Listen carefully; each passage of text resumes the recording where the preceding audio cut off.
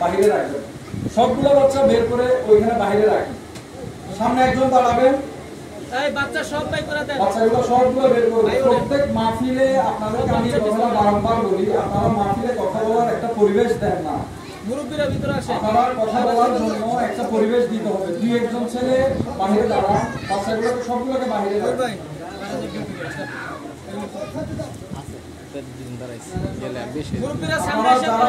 সামনের দিকে একটু এগিয়ে বসবেন, যারা মাহফিলে প্রবেশ করেছেন সামনের দিকে একটু এগিয়ে বসবেন।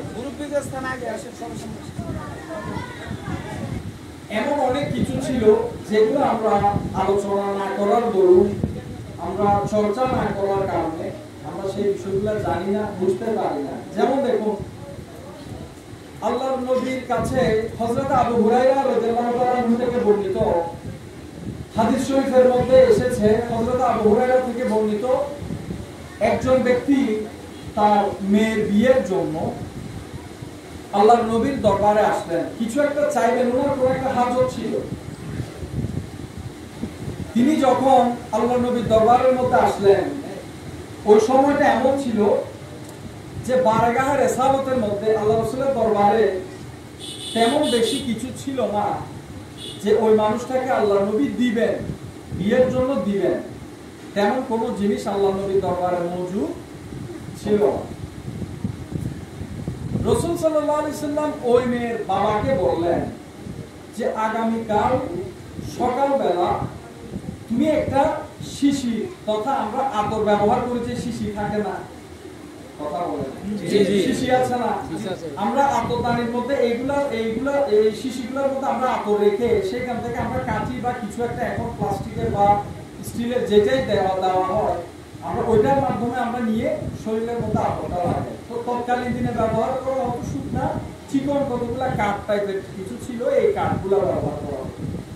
আল্লাহ নবী বললেন আগামীকাল সকালবেলা তুমি আমার দরবারের মধ্যে আসার সময় একটা শিশি নিয়ে আসবে এবং একটা কাঠ নিয়ে আসবে এই শিশিটার সাথে। এই বলে তাকে বিদায় করে দিলেন। দরবার কিছু ছিল না দেওয়ার মতো, এই বলে বিদায় করে দিলেন। তিনি চলে গেলেন। চলে যাওয়ার পর পরের দিন সকালবেলা ওই ব্যক্তিটা রাসূলুল্লাহর বারগাহে রিসালাতের মধ্যে, অর্থাৎ আল্লাহর নবীর দরবারের মধ্যে হাজির হলো। যখন আল্লাহর নবীর দরবারে হাজির হলো, আল্লাহর নবী বললেন যে তোমাকে যে শিশিটা আনতে বলেছিলাম সেটা কি এনেছো?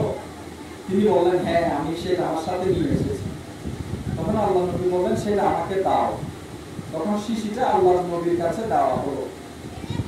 আল্লাহর নবী, আরবের গরম তো বেশি, আরবের গরম কিন্তু আমরা যারা আরবে যাই নাই আমরা বুঝবো না। এখানে নরমাল টেম্পারেচার থাকে 40, 42, 43 এরকম একটা নরমাল গরম থাকে। তো ওই আরবের গরমে মানুষ ঘামায় না, আমার নবীও তো ঘামাইতো। তো আল্লাহর নবী শিশিটা নিয়ে নিজের ঘাম মোবারক নিজে শিশিটার মধ্যে নিয়ে শিশিটা একেবারে সম্পূর্ণ ভরপুর করে দিল।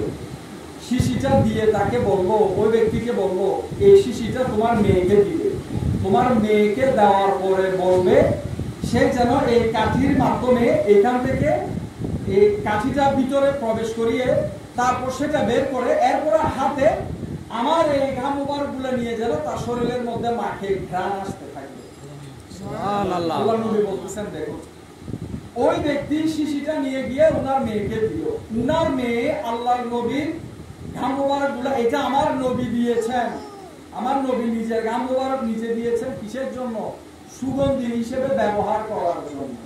তো সেই শিশিটা নিয়ে যাওয়ার পর ওই ব্যক্তির মেয়েটা যখন শিশি থেকে এগুলো বের করে কাঠির মাধ্যমে বের করে যখন গায়ে লাগাতো, হেঁটে যেত, ওই মেয়েটা যেদিক দিয়ে হেঁটে যেত পুরো রাস্তা সহ ঘ্রাণে সুঘ্রাণ। তো মানুষ বলতো, মানুষ বুঝতে পারতো এদিক দিয়ে ওই মেয়েটা গিয়েছে যাকে আমার নবী নিজের ঘাম মুবারক দান করেছেন। তাহলে আমার নবীর ঘাম মুবারকটা কতটুকু, এইটার সুগন্ধিটা কতটুকু তীব্র। আল্লাহর নবী কোন একটা পথ দিয়ে হেঁটে গেলে আমার নবীর গায়ের ঘ্রাণ এমন ছিল, আল্লাহর নবী কোন একটা পথ দিয়ে এই রাস্তাটা দিয়ে মদিনার এই গলিটা দিয়ে হেঁটে গিয়েছেন, এদিক দিয়ে কেউ এসেছে, কিছুক্ষণ পর কেউ এসেছে, সে ঘ্রাণ নিয়ে বুঝতে পারে যে আখেরি নবী এদিক দিয়ে হেঁটে গিয়েছে। আমার নবীর ঘ্রাণটা এভাবে বাহিরে, আমরা তো পারফিউম কিংবা কোনো আতর সেন্ট ব্যবহার করলে ঘরের ভিতরে বিশেষ করে ঘ্রাণটা লাগে, বাহিরে হলে আপনি